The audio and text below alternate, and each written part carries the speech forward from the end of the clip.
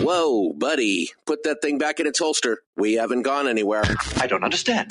Check out the MichaelDukesShow.com for information on how to get access to the podcast.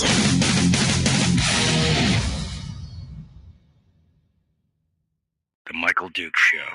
I have 2 guns, one for each of you. Firearms Friday. As Thomas Jefferson stated, it is the right and duty of the people to be at all times armed. Say hello to my little friend. I say that the Second Amendment is, in order of importance, the First Amendment. The right to keep and bear arms is the one right that allows rights to exist at all. The Michael Dukes Show. The right to keep and bear arms shall not be infringed. Firearms. From my cold, dead hands. Friday. Take my rifle, this is my gun. This is for fighting, it's for fun. Firearms Friday. Oh, baby, you know what day it is. It is Firearms Friday. Your chance to sound off on issues of a 2A nature right here on the Michael Dukes Show, broadcasting live across the state of Alaska on this your favorite radio station and or FM translator, and live around the world on the interwebs at michaeldukeshow.com. Hello, how are you this morning? Are you ready to go? Man, it is a blistering 24 degrees outside the house right now. Supposed to get up to just above freezing here. What a difference 10 days makes, huh? What a difference 10 days make. I mean, it's getting crazy out there. Looks like 40 degrees down in Homer, is what Greg is just saying. And hopefully warming up for everybody else in other parts of the world as well. Yeah, just very, very, very, very nice to have a little bit of have a little bit of that stuff warm up, and so we feel all kinds of better about everything. All right, well, let's get started here with the rundown of what you can expect for today on the program. We are going to be covering a bunch of interesting stories that are up and around. The most interesting one, possibly, in my opinion, is the Supreme Court of Hawaii, which has insisted that there is no individual right to bear arms. In fact, the state and the court is openly contemptuous of the Supreme Court ruling in Bruen and in others. In the decision, it basically says that the Supreme Court was wrong and we're going to do what we want to do. I mean, this is, and by the way, in direct violation of their own state constitution, which mirrors the Second Amendment of the United States word for word. I mean, there is some mental gymnastics going on here, and we're going to go through this. Jacob Sullivan from Reason Magazine's got an article up with all the details, and we're going to go through that later on in this hour, and we will continue that discussion. All right. So what else we got going on here? We got stories about gun sensitivity language being discussed at a Utah university, how we have to be more sensitive. We have to be sensitive to that kind of stuff. We got some laws that we got some stories about how useless some laws are. Gun laws, protection orders, things like that. We've got a couple of stories that covers that.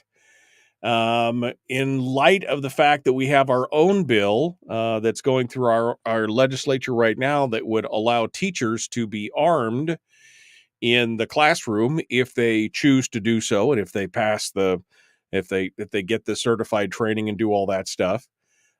We've got a argument coming out of Nebraska that just makes no sense whatsoever against that kind of stuff.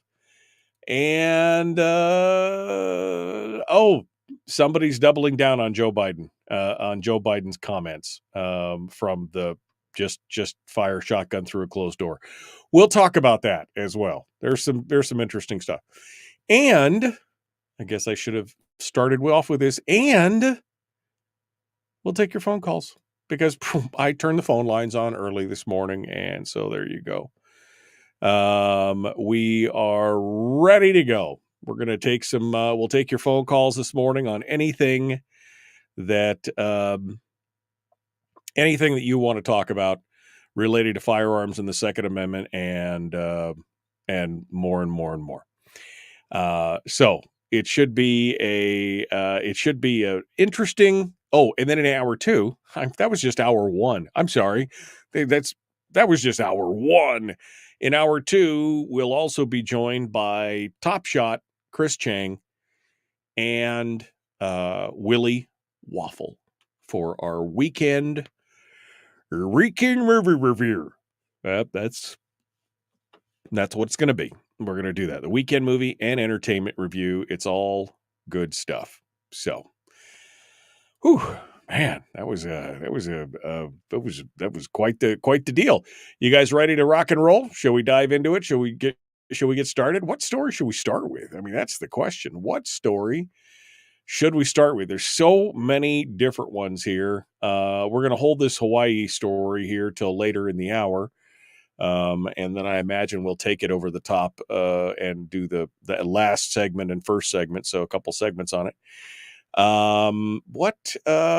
Let's talk about this. Let's talk about this language. We've talked about this many times on the show. That capturing the language has that there is some kind of insidious stuff that can happen here. I mean, because words are important, but if you try to deceive, or you try and flip the script on what a word means, or you try and corral people's language and force them to make changes based on shaming them over a certain word choice or, something like that, it's problematic. But I mean, the left has been doing this for a long time. They've been taking control of the language and making certain words, no-go word. I mean, just all kinds of stuff. Well, according to Tom Knighton over at Bearing Arms, there is another run at this going on right now. A workshop in Utah Valley University seeks to not only stigmatize, because anti-gunners try to stigmatize gun ownership, right? I mean, that's part of the whole thing. They want to shame you for wanting to own a firearm. That's what they want. They want to shame you for that. Well, a workshop at the Utah Valley University seeks to stigmatize gun-related words and phrases. The UVU School of Art Inclusion Committee. Wait, let me restart that. This is from the BYU. This is from the BYU paper. The UVU School of Arts Inclusion Committee hosted a dialogue on inclusion about gun-related language on Thursday, January 25th. Steve Rimke, assistant professor of voice and speech at Utah Valley University, led the discussion to encourage students to rethink how they speak. He focused the discussion on gun-related language that had become casual parts of people's vocabulary. He said, "My initial goal with this workshop is not to finger wag or scold you, but just simply bring awareness to it." Now, that's usually your first bad sign that what he's really doing is finger wagging and scolding you while trying to say, "I'm just pointing it out," right? I mean, this is just, that's you. When they bring that up at first, that means, when nobody else brought it up and he does, he is finger wagging and scolding you. Following the COVID-19 pandemic, gun-related deaths have increased in the U.S. to record highs, according to the Pew Research Center. Although, there's another story out talking about the historic drop in homicides last year. How it went up during COVID, but was on a downward trajectory, like a downward 50-year trajectory before COVID. COVID spiked it, and now it's down back to its historic trajectory again. But I digress. Sorry. Let's go back to the gun-related words. Following COVID, gun-related deaths have increased in the U.S. to record highs, according to Pew. More students have been exposed to gun violence and have sensitivity related to it, prompting the discussion. I could do better. I could really take care of what I'm saying to other people just because we don't really know what kind of backgrounds everyone comes from, says McKenna Ashby, a UVU musical theater student from South Jordan. Rather than proposing substitute language, Rimke showed a list of firearms-related words in everyday vernacular to make his audience more aware of their language.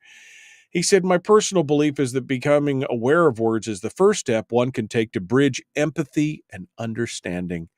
He added that he preferred for students to create their own substitutes because of their individual agency and creativity.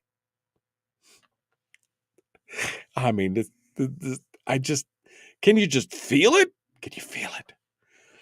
So, what's the big deal, right? Do we really use that many firearm-related phrases in our day-to-day life? Well, yeah, I guess it depends.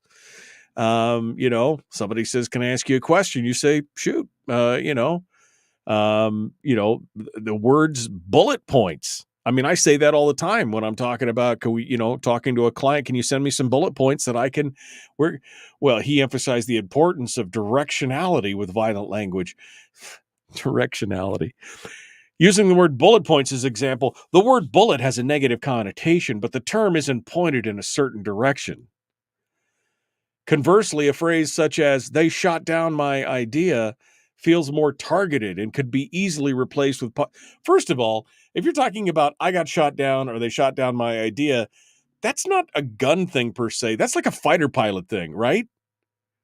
I mean, isn't that whenever I think that, oh, he got shot down. Doesn't that sound like, to me, I've always considered that to be, I don't picture somebody with a shotgun blasting something out of the air. I picture the Red Baron swooping in and, I mean, this is not a gun thing per se. Anyway, sorry. The thing is, both of these phrases have been used for generations. And we all know that somebody saying they shot my idea down doesn't mean, it has nothing to do with danger or anything else. But it seems that Rimke, for all his claims about not wagging fingers, remember what I said earlier, is still wagging fingers trying to police our language. Awareness is just the first step, Rimke said. Action follows awareness to create a safer environment. He invited students to think for themselves what their next step should be. What next steps do you feel we can do to make spaces more equitable and safer regarding the use of violent language?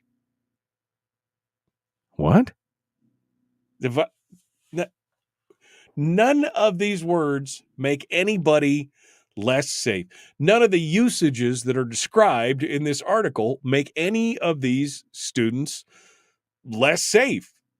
Well, they may feel less safe. They may, but feelings are not facts. There is nothing like this. Is, I mean, oh my God, it's just this is the kind of stuff that makes absolutely no sense. David Strom, who writes for Hot Air, had a piece out on Tuesday talking about this feeling of being safe. And he said, feeling safe from opposing points of view is antithetical to the purpose of universities, as long as the issue is speech conveyed in a conversation and not used specifically to threaten or intimidate. The proper remedy for sharing bad opinions is countering them with better ones, which is a nicer way of saying what I've always said, which is, the best answer to speech you don't like is more speech. Like if somebody says something you disagree with, then you disagree with them more.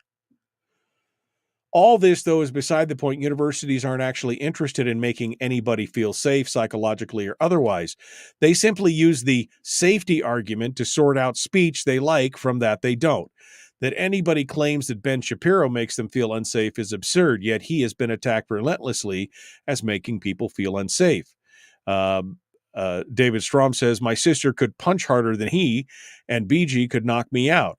Now Chris Rufo could probably do the same, but last I checked, he's yet to punch a protester.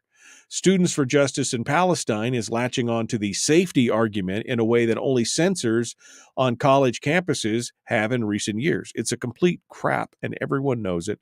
Safety is one of those words that have been redefined by critical theorists, and it means exactly and only what they want it to mean, which again is another capturing of the language. This is what we're talking about. Oh, you shouldn't use those kind of words. Do we have a target goal? Oh, you said target. Well, I mean, do we have a market target for? No. Do we have an annual? Should we? Let's reload this program. Oh, don't say reload. I mean, but I want that, shoot. Oh, don't say that. All these things that you're not supposed. I mean, at one point, one of these snowflakes just going to burst into flames because you said something in passing that's been said for years. I mean, at what point is somebody just the head just going to explode from the fear? I'm so afraid. I'm so afraid. All right. Hey, don't blame me for your fear. That's the only thing you have control of. You need to control you, baby. All right, we got more coming up. Hour 1 continues. The Michael Duke Show, common sense, liberty-based, free-thinking radio. Chris Cheng, Willie Waffle in Hour 2. Phone lines are open, 907-433-3150. Back with more right after this.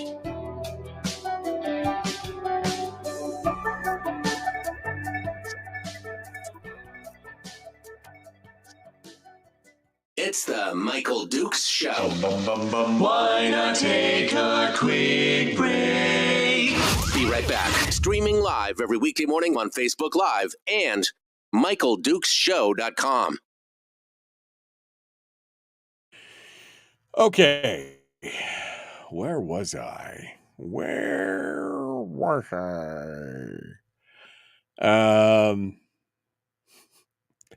Yeah.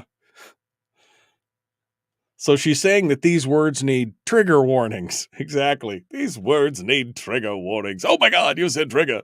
Oh my God. I mean, bang your head. Oh, you said bang.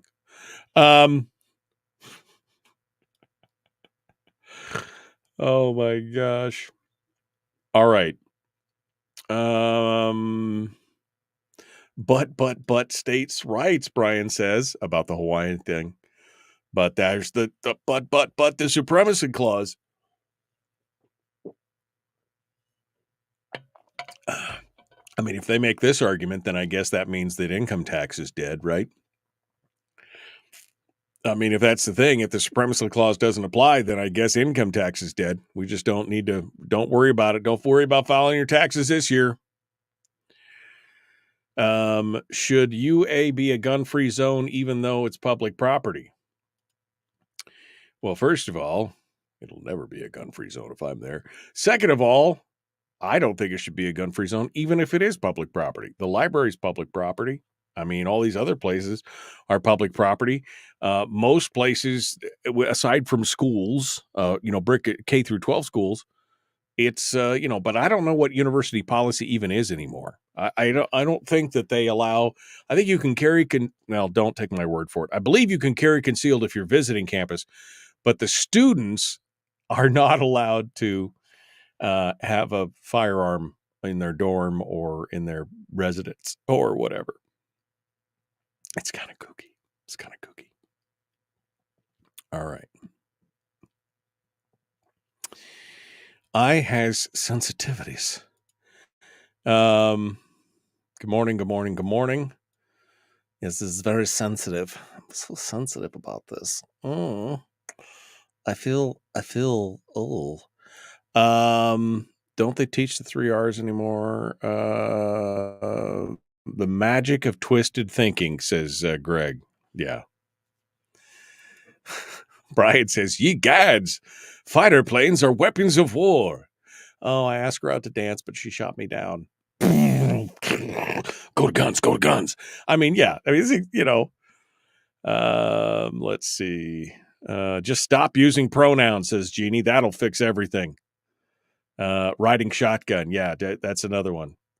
Hot air is still a thing. Yeah, they've got some stuff out there. They're a sister site with Bearing Arms and a couple other places. Town Hall is another one. Isn't safety a gun word? Well, possibly.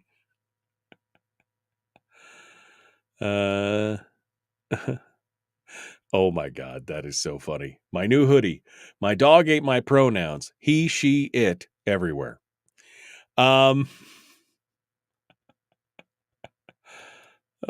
Yeah, remember the whole kerfluffle with targets when Palin was running, when they had these targets of the areas that she was going to focus on in the country for, to run. And it was like, you're trying to kill us. You painted a target on our city. You want to kill us all. Oh, yeah. I mean, wait, play that clip again. Did you get that out of a magazine? That triggers me. My pronouns are okay. Okay. All right. There you go. That's it right there. You guys are in rare form this morning. Oh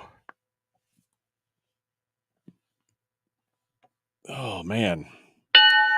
My back is better, but still out. It's like I want to take a muscle relaxer followed by a chaser of 12-year-old scotch. That will fix it right up. I won't be able to drive, but it'll be fantastic. All right, you guys ready to go? Let's get on with this here. Hour 2 coming up. Hour 1 continues. The Michael Duke Show. Like, share, subscribe, ring the bell. Let's do this thing. Only 11 of you have liked it. Why don't you like me? You guys are going to give me a complex.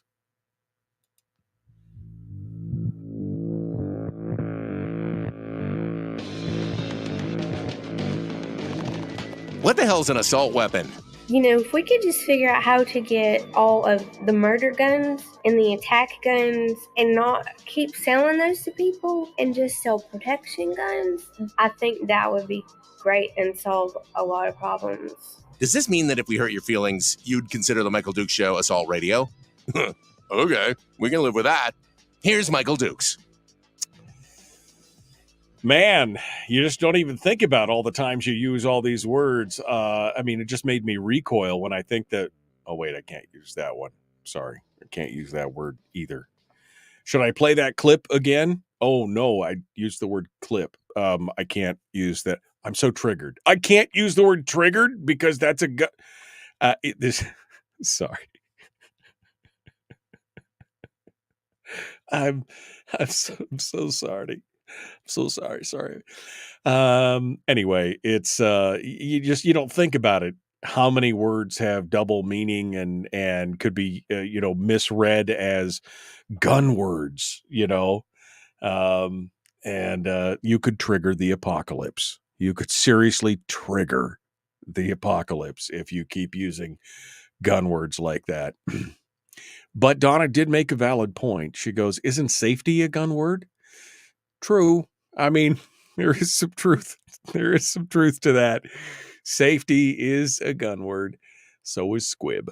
All right. We're going to continue on here with some of the other stories that are going on around. But this story about the university at trying to capture the language, it just angers me because, again, you've got a bunch of youthful minds full of mush who really haven't been taught accurate thought, analytical thinking, or anything else.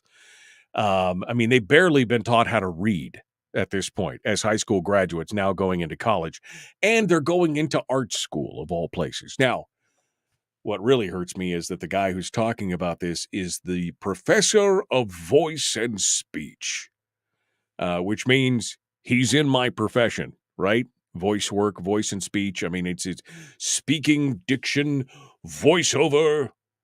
I mean, this is kind of the whole stuff. This pinhead, this guy it just, Anyway, I'm done with that. I just wanted to point it out to you.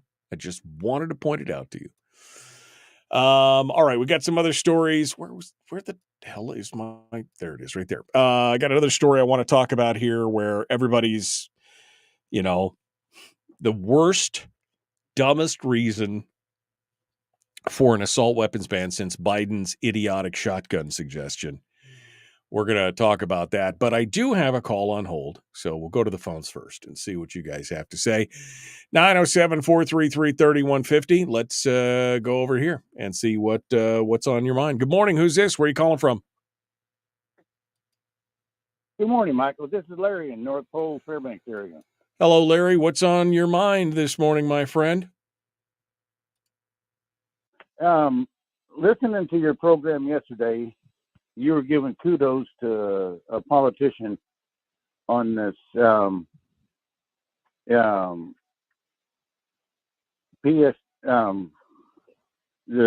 military guys having PTSD. Right. You're talking about the use of psychedelics to treat PTSD and depression in veterans with PTSD. Correct. Yes. Okay, I've got a friend of mine that was over there and had this problem, and he went to the hospital and he went through the system, and they came and took all his guns away because he admitted he had PTSD, they came and took his guns away from him. Right. You might want to check into that before you give so many kudos to this guy. Oh, well, look, Okay, so first and foremost, all I said was congratulations to this guy for bringing this forward, that they were talking about legalizing psychedelics for the use and treatment of PTSD and other things. I find it horrific, and this has been a problem with the VA for a long time. This is not strictly an issue related to psychedelics or anything else. There have been soldiers who have lost their rights to keep and bear arms because they were suffering from PTSD, but didn't want to bring it forward because they knew that if they said they were suffering and they wanted to seek treatment, that they could potentially lose their right to keep and bear arms, which is that is a horrific thing. One has nothing to do with the other. That's already happening right now, Larry.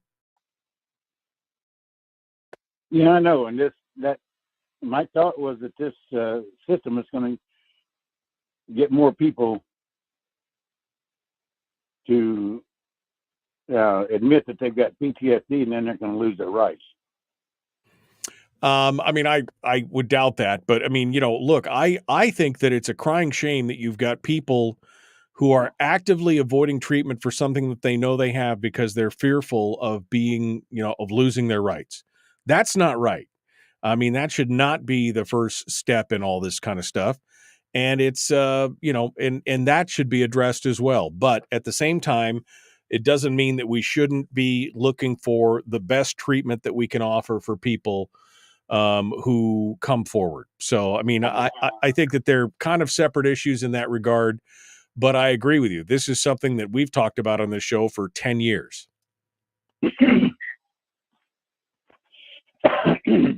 Yeah. Well, I'll let you go then, and you have a good day, and I'll keep the radio on. All right. Thank you, Larry. I appreciate you calling in. Appreciate you being part of the show today. Thank you for coming to talk with us today.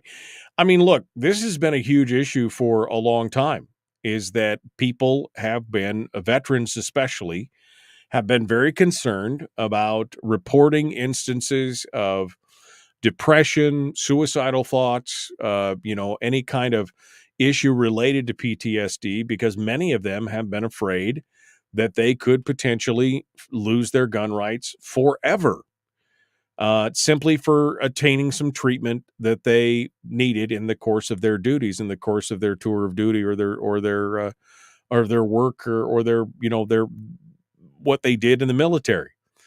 And I think that's shattering. That is so counterproductive that you would, take away somebody's right to be able to defend themselves, their families, to be able to go out and enjoy the hunting and shooting sports, to be able to do all these things simply because somebody sought treatment for something wrong. It's horrible. It's absolutely horrible. But that being said, I think that this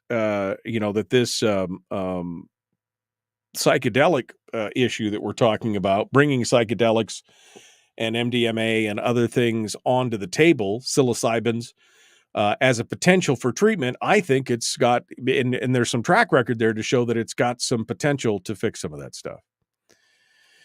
So anyway, it's one of those things. But thank you, Larry, for the phone call. Where was I? Where was I? Oh, sorry. I'm sorry. My dad just commented in the chat room. Can't say Alec Baldwin now. Oh, shoot. We trigger our minds. Yeah. You can't use the word Alec Baldwin. Now I get scared. Now that's a gun. Now that's a gun phrase. You can't say Alec Baldwin's name. Otherwise you get, Anyway, we were talking about President Biden's School of Gun Safety. It's hard to believe that you didn't realize it. It's been more than 10 years since Biden told Americans that you don't need an AR-15. You could just fire a shotgun through a closed door if they thought somebody was trying to break in. That was the first. Remember that? Remember that comment? That was you could just fire it through the door. He was wildly mocked for that comment, but then he doubled down on it. Remember? Then he told it, he told his wife to walk outside their home and fire 2 blasts if she ever thought that there was a problem. And then said modern sporting modern sporting rifles were more difficult to aim and use than a good old-fashioned double-barrel 12-gauge. I've seen his wife. I'd like to see her pull both barrels on a shotgun at once versus an AR-15 over and over and over again. Buy a shotgun. Buy a shotgun. Remember, my friends, this is the same guy who said this. Put a pistol on a brace, it turns into a gun. Makes it more, you can have a higher caliber weapon, a higher caliber bullet coming out of that gun. It's essentially turned it into a short barrel rifle, which has been a weapon of choice by a number of mass shooters. I mean, we all know that that's right. I mean, again, the same crew that... We all know that because of the ammunition magazines that can be strapped on to so many pistols, that these become automatic weapons similar to AK-47s. What? Ammunition magazines that can be strapped on to so many pistols, that these become automatic weapons similar to AK-47s. Right? I mean... This is the advice that we're getting from the politicians who are writing our laws. If you have ever seen a gunman fire what looks like a machine gun with just one hand, that's what pistol braces allow you to do. I say, hold up, wait a minute, something ain't right. Yeah, I mean, this is what we're talking about. Okay, so anyway, this was how much time do I don't have much time left. So you'd think that, with all the mockery that Biden got for all this stuff, you think that any smart anti-gunner would not go to the same comparison. They just wouldn't do the same thing. But one state senator in Virginia who opposed a semi-auto ban just 3 years ago before flipping to become one of its major supporters is now channeling his inner Muppet, offering up his own justification. Senator Cray Deeds, which is just sounds like a fake made-up name, doesn't it? Cray Deeds. Senator Cray Deeds is a Democrat from Charlottesville who says he rejects the idea that an assault weapon is needed for protection. A shotgun is liable to cause more noise and do more damage and is easier to control than an assault-style weapon that you lose control of once you pull the trigger. Who knows what you shoot up? Who knows how many of your own family members you hurt? I think there are other ways to protect one's property than with an assault weapon. Sure, there's plenty of ways. Pistols, rifles, shotguns, claymores, mortars, remote turrets, Tesla weapons. I got all kinds of things that I can do to protect my property. But this guy, it's easier to control than an assault-style weapon that you lose control of once you pull the trigger. What does he think this is, a fire hose? You pull the trigger once, it fires one bullet. How did you lose control? How did you lose control? I have questions. I have so many questions here. But apparently, I think, again, this is another one of those guys that just doesn't, he's never shot a gun in his life, obviously. Oh, I think a shotgun is much more easier to control than an assault rifle. Do you even gun, bro? Do you even gun, bro? I mean, seriously, do you even? All right, we got to go. Hour 2 dead ahead. I got one line on hold. We'll take you on the other side. Don't go anywhere. I want to talk about this Hawaii case because, la la la la, la la la la. We're going to be back with more right after this. Don't go anywhere.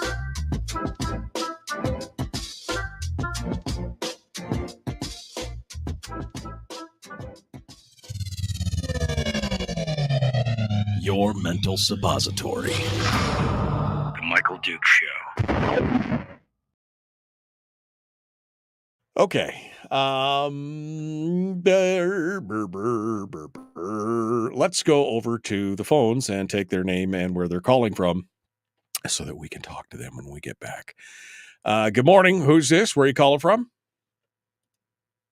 Good morning, Michael. This is Carla In Kodiak. Hello, Carlene in Kodiak. Hold the line, my dear. You will be first in the queue when we return. I just put you back on hold, so we'll be right back to you here. Don't go anywhere. Okay. Still can't get excited about guns, says Harold. They're just hunting tools or a good fishing pole or like a sharp knife. Yeah, I mean, I agree. I think you're right. They're just a tool like any other. More ARs in Anchorage than in the rest of the state. Can we go with the nuclear option? Calling 911. Wait, call APD if you're having safety issues. Calling 911 should be your first option. Yeah, but when minutes count, when seconds count, the police are only minutes away. You are your own first line of defense. I mean, yes, I agree. You need to call APD. You need to call 911, but you also need to be able to be prepared to defend yourself. I mean, it is what it is. Any updates on the anti-militia, anti-training bill? Haven't heard anything else on it. Have not heard anything else on it since then. We have no police in Soldovia, says Chris, and the troopers don't like to come over. He's talking to Harold. I mean, again, you are your first line of defense. Where I live, I don't know about where Harold lives. I know he lives in Anchorage, I think he said. So he probably has police minutes away. If I called the troopers right now and said, I need somebody here, it would be 25 minutes before they got here. Easily. So 25 minutes, I'm all by my lonesome. What am I going to do if I really need help, if I really need protection? Yeah, I mean, that's where it is. There you go. Wow, these politicians are so smart, dude.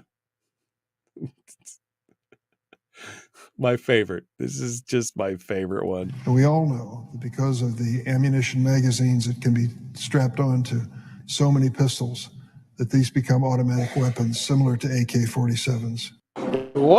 What you just said is one of the most insanely idiotic things I have ever heard. At no point in your rambling, incoherent response were you even close to anything that could be considered a rational thought. Everyone in this room is now dumber for having listened to it. God have mercy on your soul. I got a million of them, baby. I got a million of them. The Tucker Carlson one with McCarthy, Carolyn McCarthy, is still one of my absolute all-time favorite. And I'm not a huge Tucker Carlson fan. I mean, I watch him from time to time and I like him, but this is back when he was baby Tucker. This is like 15, 20 years ago. And when he asked Carolyn McCarthy about the assault weapons ban, which is about to sunset, right? It's about to sunset. And so that would have been 20 years ago because it's 2005, right? So 19 years ago. And he asked her, it's about to sunset. And he starts asking her questions about the assault weapons bill. And he asked her, what's a barrel shroud? What's a barrel? What's a barrel shroud? In February, you introduced the Assault Weapons Ban and Law Enforcement Protection Act of 2007. It would regulate semi-automatic assault weapons, including weapons that have pistol grips, a forward grip, and something called a barrel shroud. Weapons with a barrel shroud would be regulated. What's a barrel shroud, and why should we regulate it? I think the more important thing is that it also would have had banned the large capacity clips that Colin Ferguson had used, and also the killer. Okay. But I read the legislation. I'm sorry, I read the legislation and it said that it would regulate barrel shrouds. What's a barrel shroud, and why should we regulate that? The guns that were chosen back in those days were basically the guns that most gangs and criminals were using to kill our police officers. I'm not saying it was the best bill, but that was the best bill they could get out at that particular time. I actually don't know what a barrel shroud is. I believe it's a shoulder thing that goes up. I believe it's I actually don't know what a barrel shroud. She goes on for 51 seconds pontificating about all this stuff, wandering around, beating around the bush, just, deflecting, obfuscating. And then when asked, do you actually know what a barrel shroud is? No, she didn't. No.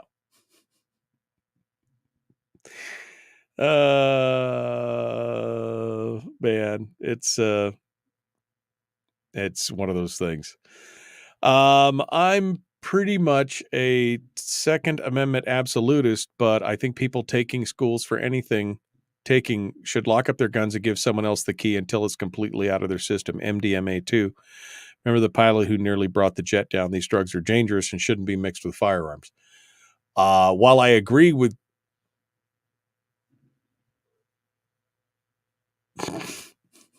gotta go.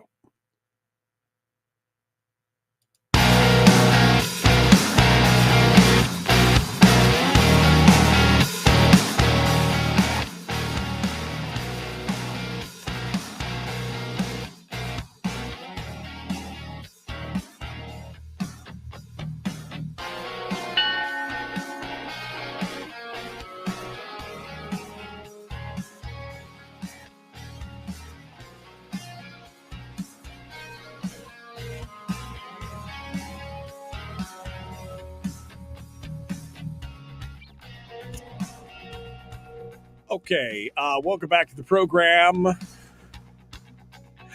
I don't know. There's some kind of timing issue going on there, but here we are. We're jumping back into it, ready to go. Let's go over to the phones. We got Carlene. She's called in from Kodiak, and I want to give her the chance to sound off before I get into a bunch of this other stuff. Let's see what she has to say. Good morning, Carlene. What's on your mind, dear? Yes. We had an incident that happened in Kodiak last summer. A man shot off his elbow, and it was, my best friend told me it was her good friend's son. He wore a holster and it wasn't secured. He bent down and the gun hit the floor, the ground, whatever, and shot his elbow off.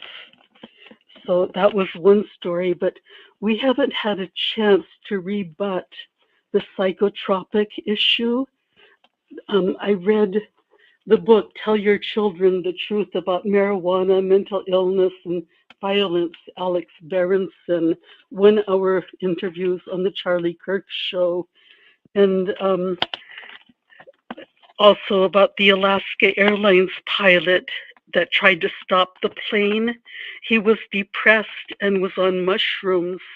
And that's a big thing now. They, psychiatrists tried actually help you go through this kind of trip, this hallucinogenic drug trip. Right. And the names for these drugs, are acid and LSD and mushrooms and ecstasy. And on January 24th,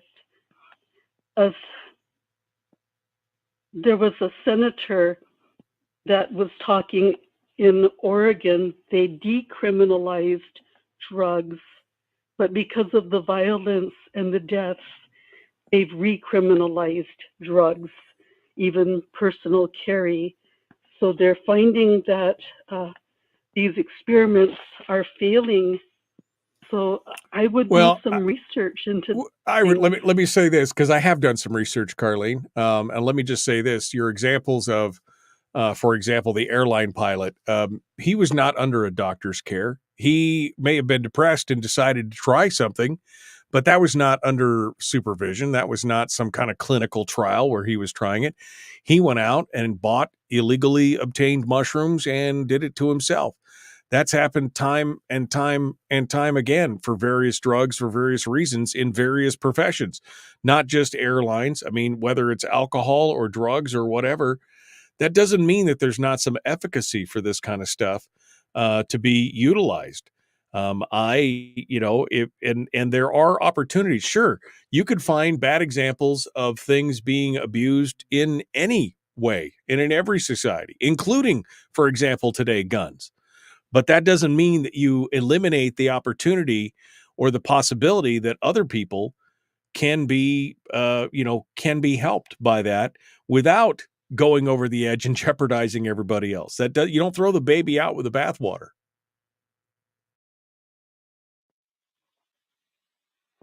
Yes, with the Oxycontin, they put time-released formula into it, and people like the high, so they start buying heroin then. Well, I mean, look, we're talking about gateways and everything else. Sure, some people are going to be affected by that stuff. But do you know how many people are living in pain today because of this ignorant crackdown on the ability to prescribe Oxycontin as a painkiller? I've taken Oxy. I have a broken back. I have taken Oxy. Never abused it.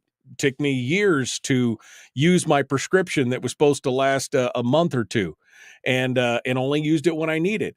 Was it great? Sure, it was great. Did I go to heroin? No. Some people, yes, some people are weak. Some people make the things.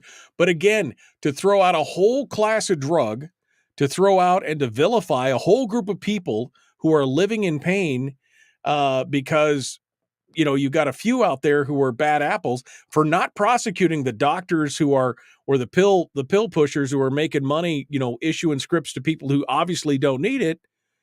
I mean, there's a problem, right? There's a huge problem here. But again, don't throw the baby out with the bathwater. That's what we've done. The Oxy thing is the same thing. There are people out there who have chronic pain and could use it. So those arguments don't faze me, Carlene.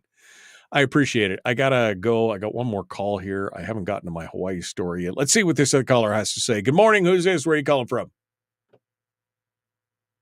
Hey, good morning, Mike. It's Fred. How you been? Hey, Fred. What's on your mind, my friend? We got about 4 minutes. Okay, we'll try to make it quick.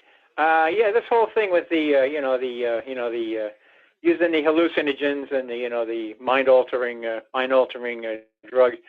The whole thing with the PTSD, you got to take it on a case by case basis. I mean, give you an example of what I'm talking about. The guy up in Lewiston, Maine, that nut job, the military nut job, who did the damage up there.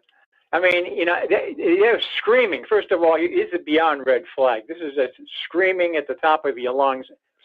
Do something with this guy. Get him off the street. If he has weapons, definitely get him out of the hands. This nut job. But apparently, this is a problem we have because they're not taking on a case by case basis. In his case, absolutely, positively, no way he should be within 100 yards of anything that goes bang or anything else for that matter. And then again, in other cases, they're perfectly benign. They're not a threat to anybody or themselves or anybody else. It's just one of those things. But you got to take it on a case by case basis. But they don't do that. They always want to take the low hanging fruit and hang everybody with the same rope and let God sort it out later on. That's not a solution. That's no answer. That's no way of doing things. But this is the way these lazy SOBs work. They just want to take it the easiest way out, and they don't care who they step on or damage or rights, deny rights. Or, it's a blanket prohibition that affects everyone. That's garbage. Right. This is a problem with society. It's lazy, no good SOBs who don't do their job. Well, it becomes down to a blanket prohibition that affects everyone, but actually only affects the law-abiding, right? Which is not the problem in the first place because it was the criminals that started it all. Exactly. But now they're like, oh, these bad guys did it, so now we're going to have this blanket policy that affects everyone except for the criminals who ignored the law in the first place. So they've just doubled down on the stupid at this point. So, I mean, I totally agree with you. Well, speaking of stupid, I mean, the best thing they could do with Joe Biden and his gun violence policy, they should surgically have his mouth closed, shut down, sewn shut, because every time he opens it up, he sticks both of his feet in it. Before he can say anything, he's got to spit them out. So, the guy he's causing a lot of problems. He's violating a lot of rights that shouldn't be violated, and he's destroying this country one day at a time, and he's just a lying, no good, piece of work. Well, I think he believes most of the stuff he says. He just can't remember the other half of why he shouldn't be saying it. So, yeah. With dementia, I'm surprised he can realize anything at all. Yeah, I just don't think he remembers what he said yesterday. So he believes it today. Maybe yesterday he believed something completely different. He just doesn't remember at this point. All right. Well, thank you, Fred, for calling Like in. I say, he's just following somebody else's narrative. I mean, that's obvious. That goes without saying at this point in time. I feel like, you could be right. I feel like he's like a wind-up doll. Somebody winds him up and points him in the right direction and says, "Go, Joe." And then when he runs down, they go wind him up again. I feel like that's probably close to the But truth. the crazy part is he's got the lunatic followers that sit there and take it for gospel everything he says and follow the narrative to the nth degree that's not strictly a Biden problem. That's not strictly a Biden problem. Trump's got some of the same stuff happening around him as well, Fred. I think that's true. All right, thank you so much. We got to go. Hour 2 dead ahead.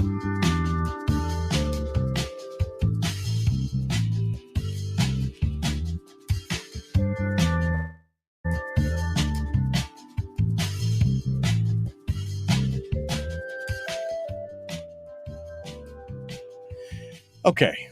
I didn't get a chance to talk about what I wanted to talk about. Let me go back over here. Microdosing. I mean, that's the thing. We are talking about microdosing. Leela said, and I wanted to get into this. She said, "I'm pretty much a Second Amendment absolutist, but I think people taking drugs for anything," I think is what she says, schools, but I think it's predictive. I think she says taking drugs for anything should lock up their guns and give someone else the key until it's completely out of their system. MDMA too. Remember the pilot who nearly brought the jet down. These drugs are dangerous and shouldn't be mixed with firearms. Well, again, while I agree that people should be taking responsibilities to secure their stuff and everything else, I mean, same thing about alcohol. I mean, should they have to if they want to go have a drink, should they have to lock all their guns up in a cabinet and give the key to somebody else? Should they, if if they are on painkillers, should they have to do that? I mean, again, I'm just saying people need to take responsibility for their own actions, right? That's the thing. People need to take responsibility for their own actions. If you are using mind-altering substances in any way, you probably shouldn't go out to the range that day. You probably shouldn't be toting around fully loaded guns in your car. If you shouldn't be. Why are you driving your car? There's a whole bunch of different things questions that I'm asking here. I agree with you, but again, they shouldn't be forced to lock up their guns. That should be a personal decision until they violate somebody else's rights. That should be a personal thing. It's just my thought on it here.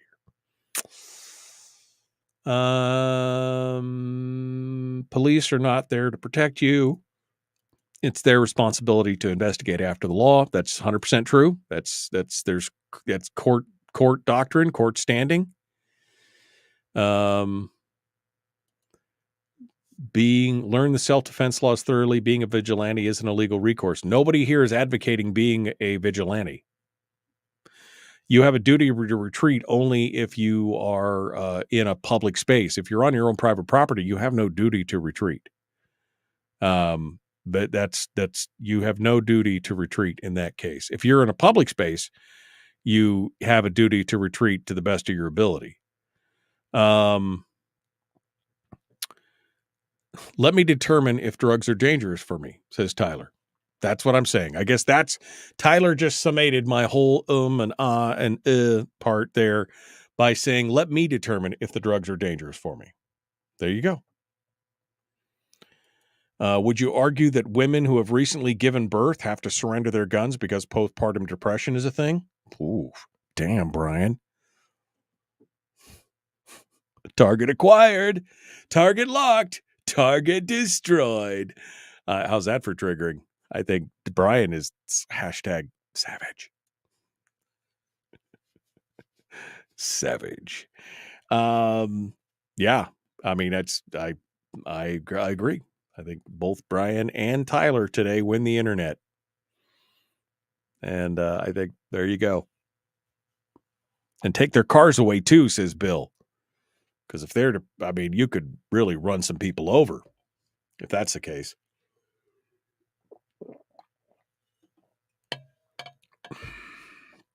All right. Okay, where are we here? I guess that's it. I guess I got all caught up. But you guys have been kind of quiet here since I went on the phone calls. Brian is ungovernable, says Terry. Yes, he is.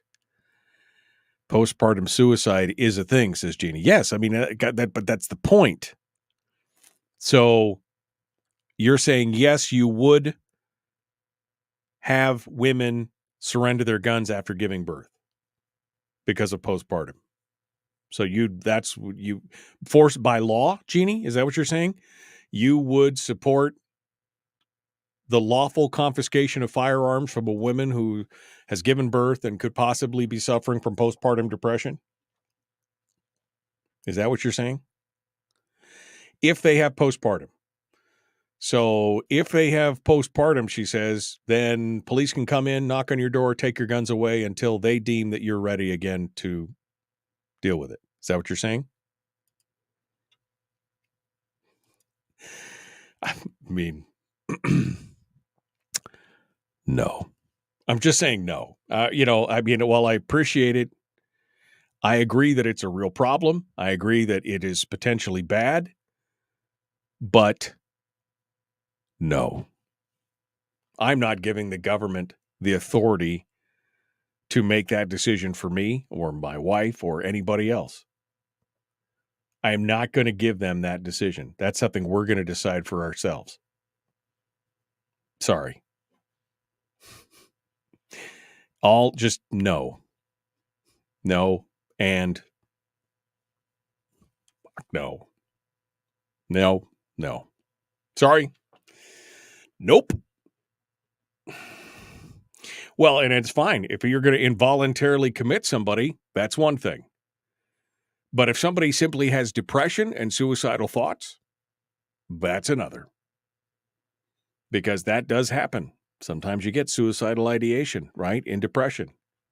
I've got family members who suffered from depression. I know this. But no, I'm not giving the government more authority to come in simply because somebody has some depressive issues. Again, that goes right back to what we were talking about with the veterans, not seeking treatment because they're afraid of losing their rights. Yeah, what about PMS, says Brian? Is that in potentially grounds for severing rights? Ooh, baby, that's also shots fired. Shots fired. Shots fired. All right, we're going to be back. Don't go anywhere.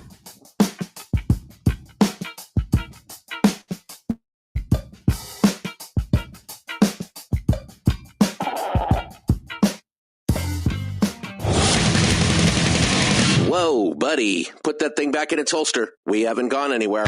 I don't understand. Check out the MichaelDukesShow.com for information on how to get access to the podcast. The Michael Dukes Show. I have 2 guns, one for each of you. Firearms Friday. As Thomas Jefferson stated, it is the right and duty of the people to be at all times armed. Say hello to my little friend. I say that the Second Amendment is, in order of importance, the First Amendment. The right to keep and bear arms is the one right that allows rights to exist at all. The Michael Dukes Show. The right to keep and bear arms shall not be infringed. Not be infringed. Firearms. From my cold, dead hands. Friday. It's my rifle, this is my gun, this is for fighting, it's for fun. Firearms Friday. Firearms Friday, your chance to sound off on issues of a 2A nature right here on the Michael Dukes Show. Good morning. Welcome to hour 2 of the big radio broadcast. We just crushed through a first hour of the program. And here we are jumping into hour 2. Joining us here in just a few minutes, Top Shot Chris Cheng is going to be with us, Top Shot champion from season 4 of that History Channel show, Top Shot. And he's going to talk with us about, well, I don't know what he's going to talk with us about. Maybe we'll talk a little bit about what's going on in Hawaii, because he's also the president of the Asian Pacific American Asian Gun Owners Association. I'm sure I butchered that horribly. But since, there's a lot of those folks in Hawaii, maybe he can tell us what he thinks. I would love to see what he has to say about what's going on in Hawaii over that. Then at the end of the show today, of course, we're going to be joined by Willie Waffle for Waffle Movies, the entertainment review, all the stuff. It'll be fun. We will enjoy it, and you'll like it, or else. That's what I'm saying. Okay. So, we got into a little bit of a heated argument. Not an argument per se, but a discussion. And I do want to address this just because I don't. Because Jeannie in the chat room just said, "I'm not a retard, Michael," and I just, first of all, boy, I hope I didn't put it across that that's what I thought. That was not what I thought. It was not my intention. I just simply disagree that there needs to be any more power in the hands of the government than there should be already. And maybe we're just talking about a differences of degree. We were talking about whether or not people should have their guns removed from their home if they are taking specific courses of medicine, depression. Larry was talking about the veterans last hour who lost their gun rights because they sought treatment for PTSD, and they were denied their right to keep and bear arms because they had suffered from depression and PTSD and suicidal thoughts, and it was nearly impossible to get those rights back, which in turn was then forcing people away from the actual treatment, even though they were suffering. That started the whole conversation. So then we started talking about, maybe we should be locking up certain things. Leela in the chat room said that anybody taking any kind of drugs for anything should lock up their guns and give someone else the key until it's completely out of their system. Okay. I mean, we're not talking about giving it to the government, but you give it to a friend, or maybe you just lock it down and you have, people drink all the time, drink to excess all the time. And they seem to be able, for the most part, to be able to keep their guns out of it. It does happen occasionally. You get the occasional drunken, I shot myself in the foot kind of thing, or I shot through the wall to the neighbor's house. It does happen. But again, you're probably right. The best bet is to put yourself away from that kind of stuff. And that got into a question of whether or not we should be taking things from people based on their, based on, what their mental state is or what they're suffering from. And so Brian asked, would you argue that women who recently have given birth have to surrender their guns because postpartum depression is a thing? To which Jeannie had said, yes, she would. She would support that. If it's depression and it's diagnosed, if they have postpartum, then yes. To which I said, no, I believe no. I believe that's something that, her family, people around her, I mean, they need to work on those things. Now, if we're talking about involuntary commitment, which is a much higher standard than just a depression diagnosis, that's one thing. I mean, there's a big hurdle to cross with involuntary commitment. But if you're just talking about people who get depressed or who get diagnosed with a depression, even depression with suicide ideation, that doesn't mean that you need to send the jackbooted thugs to their house to take the guns.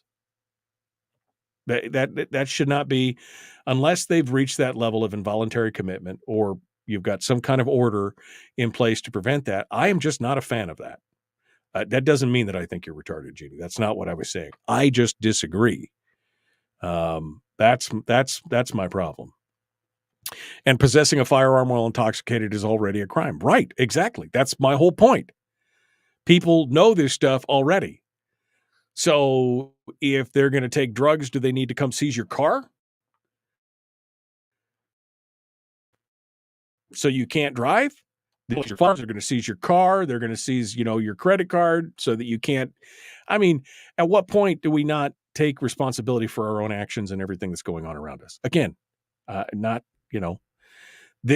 this is just one of those things where I believe we have to have a level of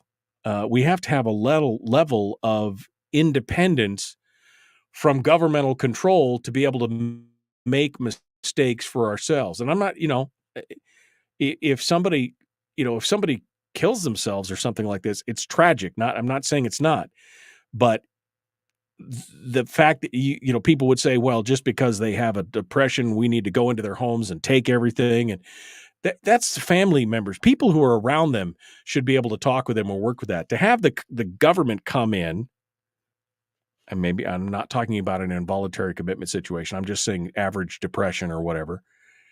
That's problematic. The whole thing is problematic for me. That's what I'm saying. Yeah. And, is it just menopause? Is it just postpartum? Is it, Brian says, is it PMS? Is it people who are just lost their jobs, or the guy who there's so many things going on here, so many things. But the answer to me is never to look to the government and say, come in and save me from myself by taking away all my guns. I just never believed. I just never believed that is a good answer to anything. All right, let's go over to the phones real quick. I got somebody on hold, and I know we're going to talk to Chris Cheng here in just a few minutes. So let's jump over here. Good morning. Who's this? Where are you calling from? Hey, Mike. This is Elena from Anchor Point. Hey, Elena. What's on your mind? Well, just kind of wanted to voice my, I guess you can say, experience, and you'll have to forgive me because I get emotional. That's okay. Go ahead. A friend of mine was hurting pretty bad long time back in around 2000, end of 2000, because his wife had left him, basically threw him out of the house while he was out of town burying one of his brothers, and refused to let him see his kids and all of that. And he got depressed, wanted to start dating, because we had dated at one time. And let me say that he left, his wife threw him out about 6 months before we even went on one date. And anyways, he wanted to get back together because we ended up realizing that dating was not working out. We just wanted to be friends. And he got depressed, and I kept telling him, hey, you've got so much to live for. Be there for your kids when they turn 18 and they want to come looking for you. And he had a bunch of guns. He was a hunter. He was a very avid hunter, very protective of his guns, very knowledgeable, and he's very responsible. So responsible to the fact that towards the end of the year, he said that there was a lot of break-ins around the neighborhood where he was living, that he needed me to hold on to his guns for him until he, could get something situated or make sure it was safe. I said, okay, not a problem. So I held on to all of his guns. Little did I know that in that talk where he said he was depressed, that happened in October. We had dinner in December. He made me dinner one night where I went over and we were talking. And then, let's see, my birthday is just after Christmas, and he'd called me wanting his guns back. Okay, not a problem. It's safe. Give you your guns back. You doing all right? Yeah, I'm doing fine. Okay. New Year's Day, he had called me, and I'd been out of the house all day long because I had a job where we rotated. I worked at a vet's office, a veterinarian's office, and we rotated kennel responsibilities and patient responsibilities. Right. So I get there, get home, hear the message, call him back, and he goes, hey, you take care of yourself. And the way he said it, I thought, man, that's weird. All right, talk to you in a couple of days. Next day, I found out that he killed himself. So if you're the one holding the guns for your friend, don't blame yourself, because he planned this. Right. He planned what he was doing from the start. Right. So, giving your guns to a friend is not always going to work. No, because you can change your mind and, you can make decisions. And, if somebody has made that decision, you're not going to stop them. Guns are just the easiest way in many cases to make that happen. So, yes, exactly. Don't blame yourself. Exactly. But also, like you did, check in. But also like you did, check in on your friends and say, are you all right? Are you okay? Before I give you these back, is everything okay? He obviously already had a plan in place. So you can't blame yourself, and people shouldn't. But yeah, I appreciate. I know. But I just wanted to say, that's not always going to be the case. And you guys really, if you're going to do that, if you're planning to check in on your friends and constantly, and not just say, yeah, I'm fine. No, really. How are you doing? What is going on? Right. Exactly. And just be that advocate for them. So anyways, I just wanted to give you my experience that line of help doesn't always work, but know that you're doing your best. And just because someone is hurting, it doesn't mean that they're going to physically hurt others with their gun. I guess is what I'm trying to say. Right. Well, I mean, that's all we can do. All we can do is our best here. That's all. And you did your best, and that's all we can do. Yep. Hey, I appreciate you calling in and sharing your experience. Thank you for being part of it today. That takes us right down to the break. We got to go. Don't go anywhere. The Michael Duke Show continues. Chris Cheng, Top Shot Champion, Season 4 up next. The Michael Duke Show. Common sense, liberty-based, free-thinking radio.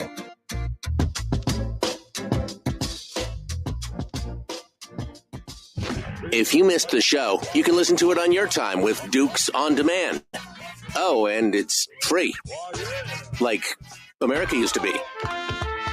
Streaming live every weekday morning on Facebook Live and MichaelDukesShow.com.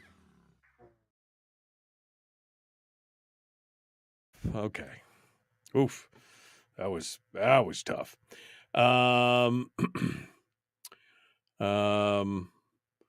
Tyler again hits it right on the head. 380 million. Is it 380? I thought it was 360. Anyway, whatever. Over 300 million people in this country. The actions of a fraction of a fraction of a fraction shouldn't change the rights. I think he meant shouldn't instead of should. Shouldn't change the rights of the rest of us. And that's what I've always said. When you look at the number of homicides in America, each and every one is a tragedy. But even at the latest count, something like 14,000 homicides, right? Of all kinds. 11,000 of them committed with firearms. But 14,000 out of 320 or 40 or 60 million people. There's a lot of decimals and zeros in there to get to the percentile of where you're at. I mean, yes, everyone's a tragedy. But to put a blanket out there, and like I said, in most cases, the blanket is the triggering. You see how I did there? The triggering of that is because a criminal did something bad. Bad people did something bad, so now we need to lay this blanket law down on everybody, and that'll fix it. Except for the person who was the criminal who broke the law in the first place. They don't really even care. So again, you have a fraction of a fraction of a fraction. What is, now I got to figure out. Let me just say 360 million. Give me a calculator. Now I did this number one time and we talked about it, but I don't remember right off the top of my head. Where is push the button for the calculator. There we go. Okay.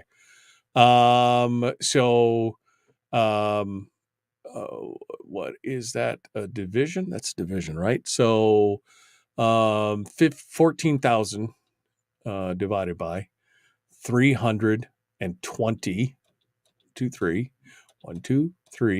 320 million. 0.00004%. That's 4 zeros after the decimal. 0.000004%.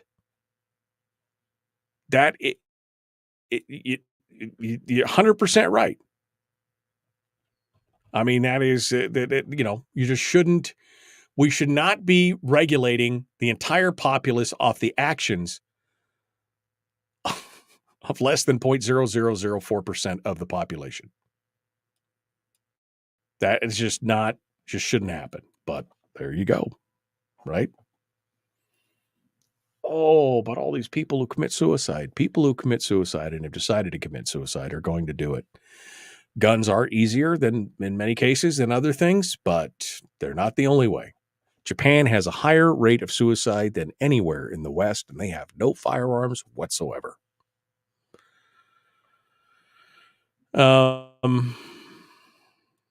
Jeannie says, all homicides are caused by one or more people causing the death of another. Some actors are bad people.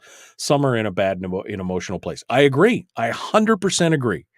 But again, when you look at the entire homicide list from the Uniform Crime Report, and you say, it's 15,000 people out of 320 million, and you get down to that 4 zeros after the decimal, we should not be penalizing 99.99996, right?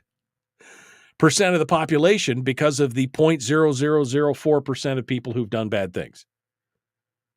That's just it right there. That's it in a nutshell. All right, Chris Cheng is in the green room. I could see him right now. We got to get over to him here. Boy, he's in that nice house again. He keeps moving around to that nice house. Hello, my friend. How are you doing? I'm great. I was noticing the number of zeros that you spelled out, and there are indeed 4 zeros before the 4, so 0.00004. It's hard to count. Yeah. It is hard to count. You got a bit of an echo. I don't know if you can bring your microphone any closer to you here, but you're echoing. Yeah, that's me forgetting to bring my microphone. There you go. In front of me. Thank you. That's what friends are for. You're a good friend. Hey, I'm only here to help. All right, we're 5 seconds out. Here we go. Jumping back into it. Chris Cheng, The Michael Duke Show.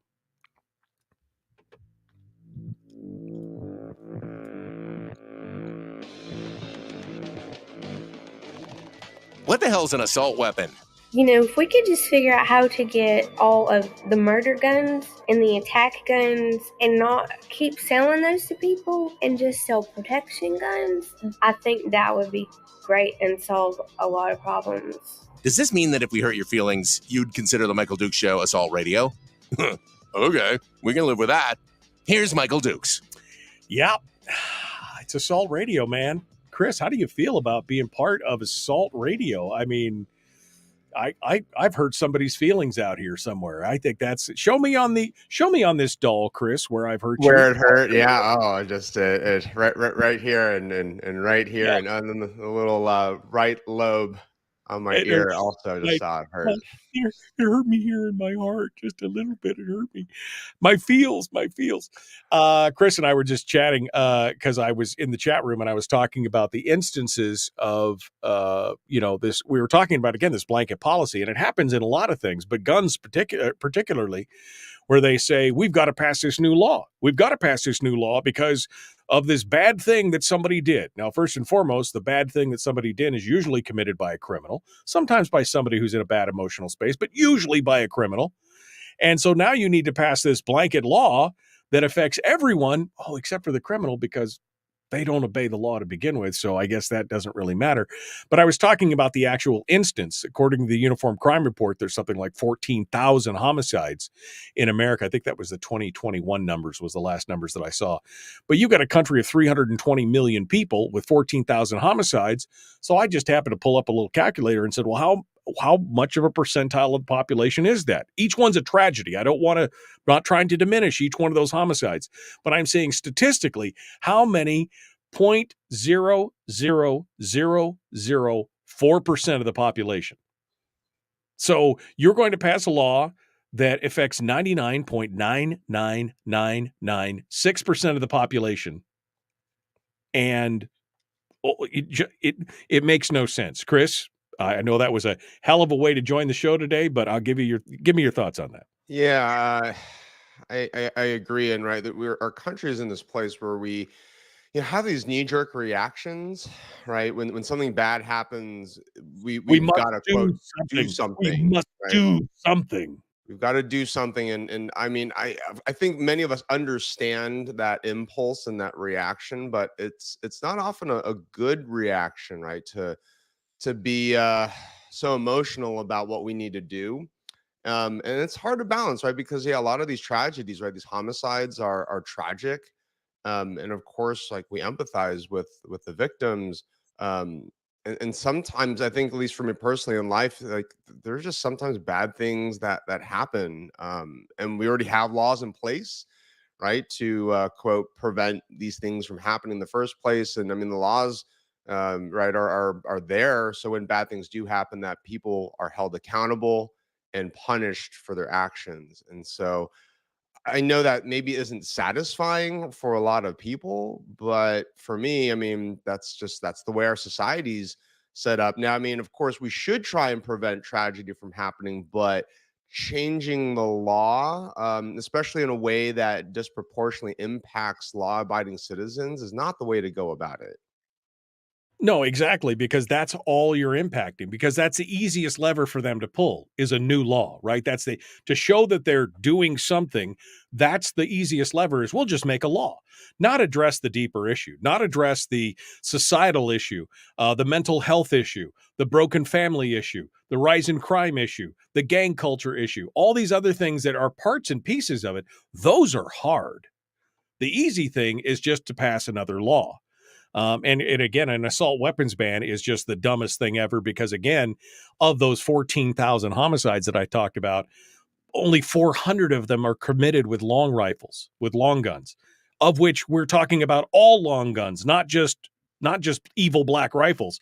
We're talking about hunting rifles, squirrel rifles, lever actions, every rifle. So 400 out of 320 million people, I don't even know how many zeros that is. But again, we're going to pass this one blanket law that's going to affect millions of law-abiding citizens because of the effect of a fraction of a fraction of a fraction of a fraction of a percentile of people. It makes no sense. But again, it's about the feels, not the facts. Yeah, now an interesting decision that came down a few days ago was the Jennifer Crumbly case out of Michigan. I don't know how much you've talked about We this. haven't talked about that today, but it's definitely on my list of to talk to things about things. Yeah, I mean, briefly, right? This is the mother of the school shooter in Michigan from a few years ago, and a jury just found the mother of the school shooter to be guilty of, let's see, involuntary manslaughter, and basically saying, well, she was complicit in the crime because there were a lot of warning signs that the mother and the father of the shooter missed, and so, right, it might be setting this new precedent that parents can be held responsible for the actions of their children, Right. especially in the context of school shootings. I mean, some of the evidence is pretty damning. For instance, the mother was the last person to have the gun, and it was not secured, right? And she took her son to the shooting range, and the son had mental health issues, and was reported, to mental health counselors at the school repeatedly. Right. And she wasn't remorseful, and she was not a sympathetic character at all on the Yeah. stand. So, I come from a place where, look, like if you are a gun owner, you have to securely store your firearms, either from unauthorized individuals or, of course, from people who, whether these people are your children, right? If they're Right. unstable, right? I mean, that's your duty I'm as a parent. I'm definitely concerned about it. She is not a sympathetic figure in this case, and it's unfortunate because I am a little bit concerned about the precedent here. Because what if somehow your kid knows your safe code? Maybe you try to keep it from them, but kids are kids, right? I mean, they're going to find, so what if they found the safe code and got in and then go and shoot somebody? I mean, you had it in a safe, you had it unloaded, you had all the things. Is it still, I'm a little concerned about the precedent with it, but again, this was not the test case to have on this because this chick was totally, I mean, they made some serious errors here, but it is it is troubling for sure on that to talk about that. Yeah, I mean, to your point, right? What is the threshold for negligence, right? It's this kind of gray area, but I guess that's where the subjectivity of a judge and jury comes in to determine, hey, did a parent did they do enough reasonable things, right, to prevent their child from gaining access to a firearm? You know, that can be pretty subjective. In this case, it seems like it was pretty clear cut. Right. But you know, there are other cases. You know, the Ethan Song incident from a number of years ago. Long story short, right? Ethan Song was a teenager. He went to his friend's house after school, and that friend got out his father's gun that was just in a shoebox, you know, with ammunition, and they were playing around with the gun, and the kid accidentally shot and killed Ethan Song. Right. And you know, the father, right, of course, got sued, but he ended up not getting convicted. Right. And you know, there was a lot of evidence that said, hey, right, the father should have better stored his firearm. And of course, you know, the Song family was, I would say, rightfully upset at Right. the jury's decision, and so now they're on a national campaign to pass, you know, safe storage laws, which I disagree with on a number of principles. But I understand, right? Like, they obviously want to do something. It's a very sad and tragic story, and maybe circling back to the earlier point, when tragedy strikes, there is this reaction to, quote, do something, Right. even if the thing may not be enforceable, it may not be effective, but there's all these feel goods, these good feels that go around saying we passed a state law or a national law, right, for, you know, safe storage, even when the safe storage laws may not, again, you can't enforce them. Who's going to go into your home, right, and check that you're securing your Right. weapons in a certain way? It's only going to come out after the fact, right, if something bad happens. But this is the world that we live in, right? And it takes us being aware of what's going on. And right, I mean, look, at the end of the day, this is our country, right? This is our society. We all as citizens have a say in how we run our business. But the only way that we do that is if we're informed, and then we get involved and engaged in the decision-making process. And we keep the government out of the process. That's the problem. They've inveigled their way into almost every aspect of our lives to these days, and it's almost impossible to exercise your freedoms in a lot of cases. And that's a tough situation as well. Dang, Chris, this is fast because we're down to the last 90 seconds or here. So, but did you see the Hawaii case?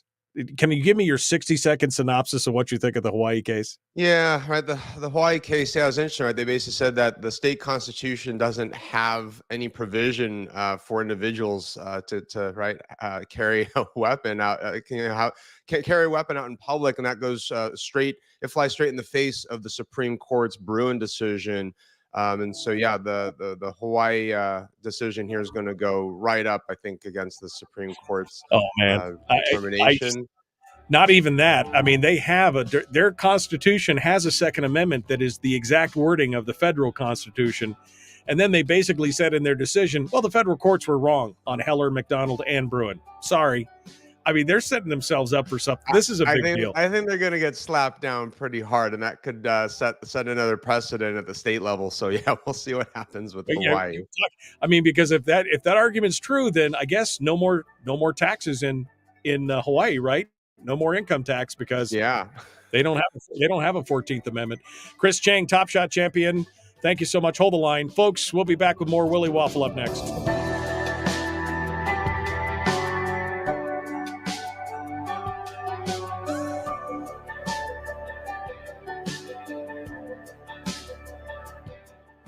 Jeannie brings an interesting talking point here, Chris, and I agree with her on this. You know, talking about the mom in Michigan whose son thinks, she goes, if that's the case, why aren't the feds who are in charge of keeping their eye on the Parkland shooter, should they be brought up on charges? I mean, he had a dozen interactions with the FBI and like 20 interactions with local law enforcement, or the guy at the Sutherland Springs shooting who his DD-214 wasn't typed into the NICS system, and so he went and shot up all the church guys. Should they be held for negligent homicide for failing to do their job? I mean, slippery slope, yada yada yada. But I mean, Yeah. I think that's an interesting argument if that's the case. Yeah, and it definitely is a slippery slope. And, I think the only way that we will see what the boundaries are of sort of this whole dynamic is, I hate to say it, like there's just going to have to be more instances where, right, prosecutors either decide or don't decide to bring charges against parents or, gun shop employees, et cetera, et cetera. I mean, we kind of see...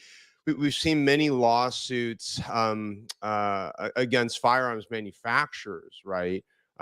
Where victims of shootings, right, try and sue firearms manufacturers, right, for their products being responsible, right, for the deaths. Products, their lawfully sold products are being indicted in this kind of stuff. Yeah, right. And so, but I think logic at least can tell us, well, a firearms manufacturer is so many steps removed, right, from a product getting put in someone's a shooter's hands, but obviously, but parents, like that is not many steps, right, far removed, right, from a school shooter.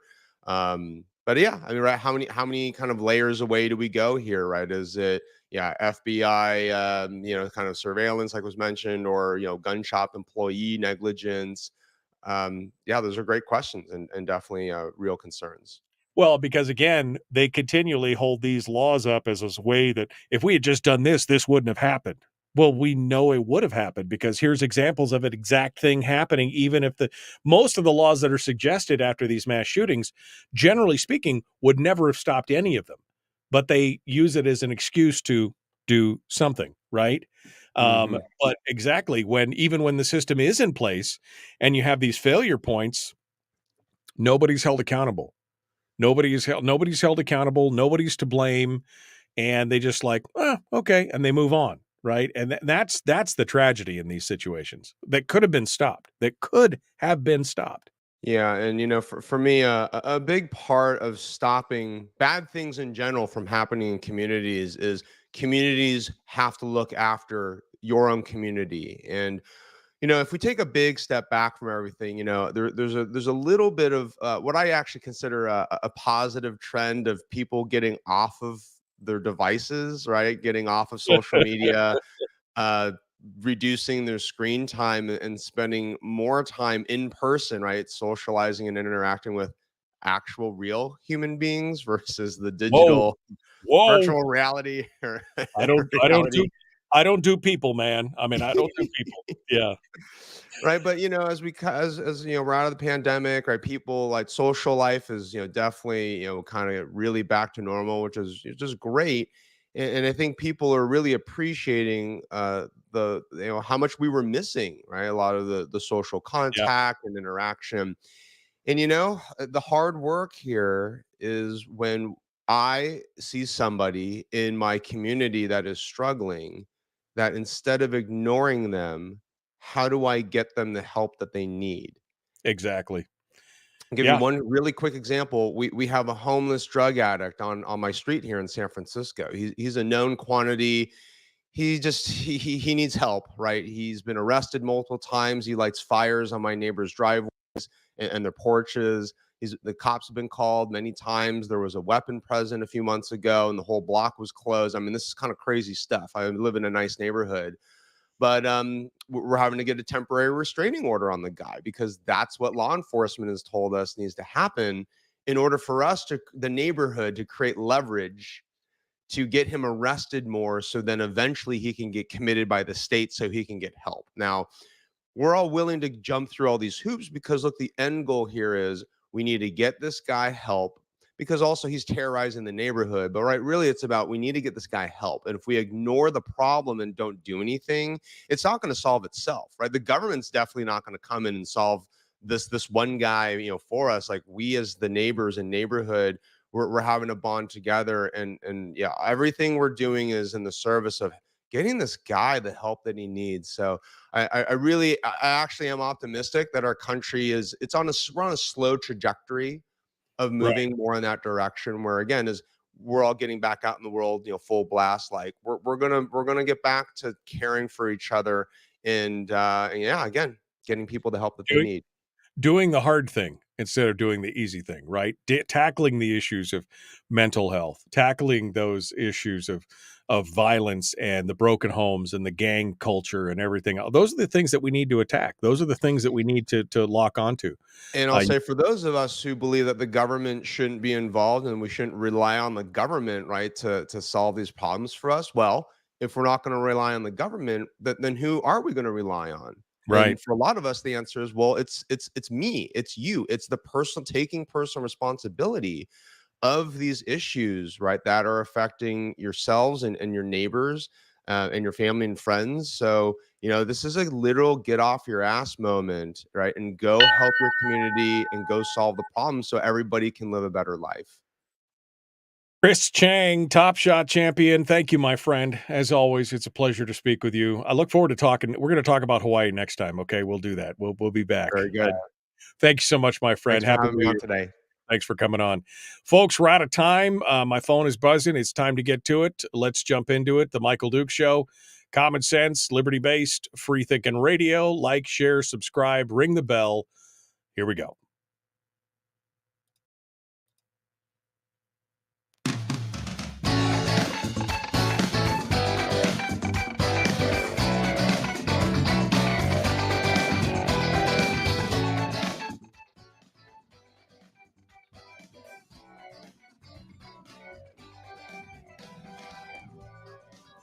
Okay, the weekend is here, but it's got to start with a little bit of waffle. Willie Waffle, wafflemovies.com, comes on board to share with us all the weekend good stuff. Let's get right into it, shall we? Get started. Hello, my friend. How you doing? I'm doing great. I'm here to give you all the entertainment options you have if you don't want to watch the Super Bowl this weekend. Yeah, because, all right, so that's fine. That'll be good. That'll be good. Well, let's start off with some news. I guess I do want to mention this.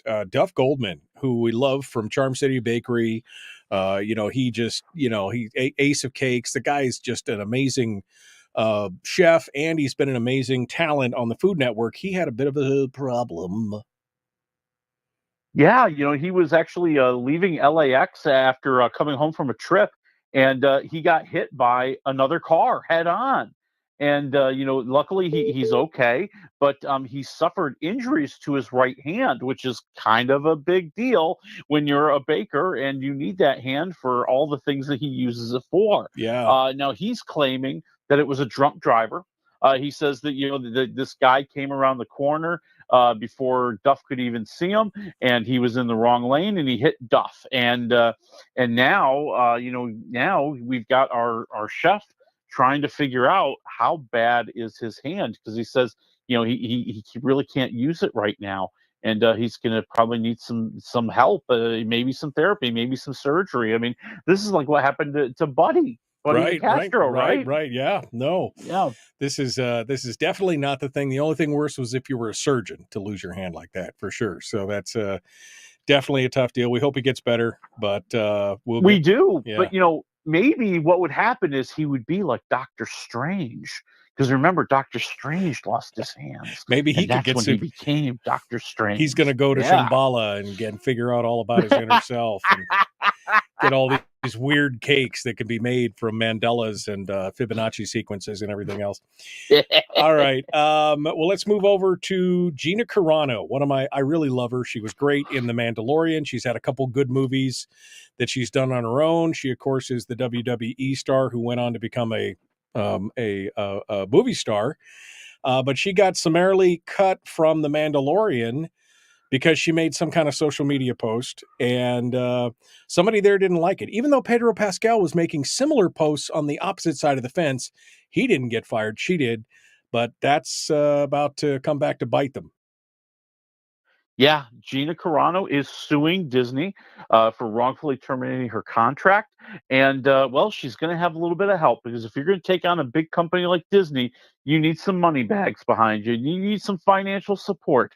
And hers is coming from Elon Musk, who is supporting her lawsuit as part of his pledge to help those who have had discrimination from posts that they may have put on Twitter or X. Now, the weird thing here is Gina Carano's post was on Instagram, Right. but I think Elon Musk has found his fight, Right. if you will, and it's an interesting one because I think you hit it right on the head. So this is back in 2021, and she was let go. She had made a posting saying that Republicans are suffering like the Jews during the Holocaust, and this of course caused a great uproar. But this is also, like you said, this is after people like Pedro Pascal and Mark Hamill, other people on The Mandalorian, had been comparing Donald Trump and his supporters to Nazis and Adolf Hitler. Yep. And Gina Carano is saying, hey, either we have free speech or nobody should say anything. You can't just get rid of me after these guys have said something that is very similar. And a lot of posts of that her lawsuit. I saw an actual breakdown. Pedro Pascal made a half a dozen posts, and I like Pedro Pascal, and he's free to say whatever he wants. But he made a bunch of posts likening Hitler, and Nazis and Trump and the border stuff and everything else. And she made one post. And this is after, by the way, that Disney forced her to scrub a whole bunch of stuff, including forcing her to publicly unfollow several people that she had been following as part of her deal with a contract. And so it's just like, okay, this is just, now I understand it's a free country. You can work wherever you want, but if it's good for the goose, it's got to be good for the gander. Well, and I think that's the thing that she's going to argue is that you do not have a fair execution of the rules or a fair execution of employment terms. Personally, I like honestly, I don't know why any public figure who's an actor, actress, rock star would want to wade into most arguments that are happening out there right now. It's just not worth it. There's all this talk that, Taylor Swift has a duty to come out and support President Biden. And I'm thinking, why? Because you know what? Republicans buy music too. It's kind of like the old saying, why did Michael Jordan never support any Democratic candidates? Because Republicans buy sneakers too. Yep, exactly. And you're in the business of making money, and you can have your beliefs and you can stand up when it's right. And I'm not saying that you can never stand up, but I think in a lot of cases, you know what, everybody can have their beliefs and we can go vote and maybe we can all still get along somehow. I know I'm crazy, I'm naive like that. I think a lot of businesses should just stay out of it. Like I said, you don't want to go one way or the other because you're going to alienate half the audience one time, in one direction or the other. So just stay in the middle, do what you need to do. Make your money. You're here to make sneakers or entertainment or whatever it is. Shut your pie hole and move on. In fact, that's a paraphrase, not a direct quote, obviously, of Jimmy Stewart. Jimmy Stewart said something very similar. Like, why do we care what actors think? And why would I alienate everybody for whatever? Anyway, so it's the same kind of thing, and I dig it.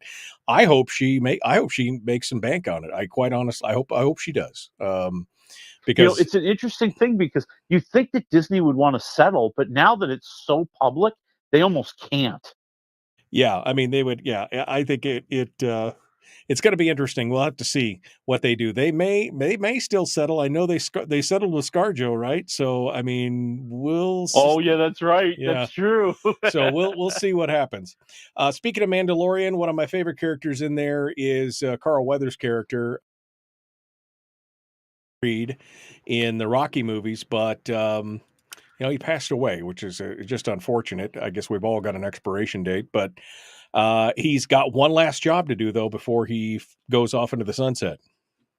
Well, yeah, this was what has happened here is that before he passed away, he was hired and filmed parts of commercials for FanDuel for the Super Bowl, and it is a time-sensitive commercial. So if you're not familiar with it, in the commercials, he serves as kind of like this guide to football player Rob Gronkowski, who is going to try to make a field goal before the Super Bowl, kick a field goal. Right. And Carl Weathers had filmed versions of what would play during the Super Bowl based on Gronkowski making it or missing it, which now it seems like you really can't use that. And Right. so what they've done is they've gone back and he's still going to appear in the commercials, and they've reworked it so that it'll be a little bit more sensitive to our reality that we now have.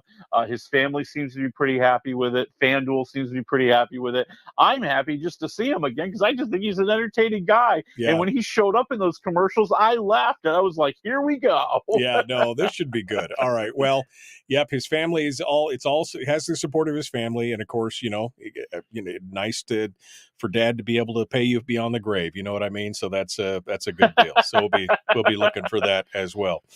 Anything else? You got some Disney news on top of that? Yeah, this is a really interesting. This was a big surprise. This was like a bombshell that just came out this week when they started preparing for the big quarterly calls that they do with all the finance groups. There is going to be a Moana 2. Now, we knew there was going to be a live action version of Moana, which The Rock is working on, but there is going to be now an animated Moana 2 coming out November 27th of this year. It is happening. Wow. And everybody went, where did that come from? Because that, I'm telling you, that may be the best kept secret in all of Disney. And there's a good reason behind this. I mean, here's the reason. This is the thing that really got me. I didn't realize this. Over the past 2 and 3 years, the movie Moana has been the most streamed movie in the world. No kidding. Like even years after it came out, wow, it has topped the streaming list for 2022, 2023. I didn't go back. I bet it probably did something in 2021 as well. It is just the most popular movie around. And that sequel coming out in November, that's a big payoff. Now, The Rock is going to be in it. Also, the original Moana is going to be in it, doing their voices. And the one piece that they're missing is Lin-Manuel Miranda is not known to have written any of the music like he did for the first Moana movie. But hey, there's still some time. Yeah, we'll see what goes on. I will admit that's one of the few Disney movies over the last decade that I've watched a couple times, in fact. So yeah, it's good. Good for them. Good for them watching it. Make it a little more money. That's how it works. All right, let's move on to the streams and the movies. Where do you want to start? Well, let's. You want to go bottom to top? Let's go bottom to top. Yeah. Yep. And that means, if we're talking about the bottom, we're talking about the movie that nobody is going to see. Nobody's seen a commercial for, and this movie will disappear as fast as humanly possible. That would be Lisa Frankenstein. Okay. Yes, our writer Diablo Cody is back, and she has written a horror rom-com movie set in the late 80s with Catherine Newton, who's actually a very talented young actress, playing this child of tragedy. Her mother was murdered by a serial killer. Her father has remarried to an awful stepmother played by oh gosh, and I'm blanking on her all of a sudden. I will remember her name. But we've got her in here, and we've also just got the horrible stepsister. And one night she wanders off to the graveyard, and a zombie pops up, and they decide to team up. And she uses him to do her bidding to get revenge on everybody around her. Oh, jeez. This is horrifyingly bad. I mean, just like, first of all, we've seen this movie before. I mean, not only was it set in 1989, I'm pretty sure this was a movie in 1989, okay? I mean, it's an old, tired formula. Like, we're going to have the ironic music playing in the background of horrifying acts. We're going to have 80s clothing that no regular person actually wore in the 80s. I will testify to that. You will testify to that. We've got horrible names for characters that are supposed to be funny because of how inappropriate they are. Right. But they're really the kind of thing that makes you giggle if you're a fifth grader. And it's not funny. It's not scary. It's not romantic. It's a half a waffle. Oh, half a waffle. Now, Diablo Cody, what else has she done? You said her name like. Well, she's the one who wrote Juno. Okay, all right. She wrote Juno, and also Jennifer's Body, and a couple other things. A really, oh gosh, she wrote Tully and Young Adult, which for my money, it was one of the best movies you can watch. If you want to see a good Diablo Cody movie, watch Young Adult with Charlize Theron. That is the movie you want to see. Okay. Well, I watched Jennifer's Body. That's actually my wife. She really loves that movie. That's pretty good. That's pretty good. All right, let's move on to the next one then quickly. We're going to go one day, a new Netflix series. 2 college kids meet on the last day of school, and over the next 14 episodes, we see them checking in with each other on the same day every year for the next 20 years. And you know what? It's okay. I think that it's one of those movies where if I was young and full of angst and back in my 20s and trying to make my way through the world like these folks, I might relate to it more. But right now, I just see, kind of average stuff. Not a lot of sparks between the 2 lead actors, if you ask me. I feel like it's really drawn out. All 14 episodes are about a half an hour, but there's a lot of filler in there. I'm at like 2 waffles. 2? Boy, I was expecting a 1 waffle thing there. Okay. Interesting premise, but I don't know if that would be something that would cause me to click through to be like, oh, I'll watch that. I mean, I really don't care. All right. Well, that moves us over to the Idaho Murder Cyber Sleuth.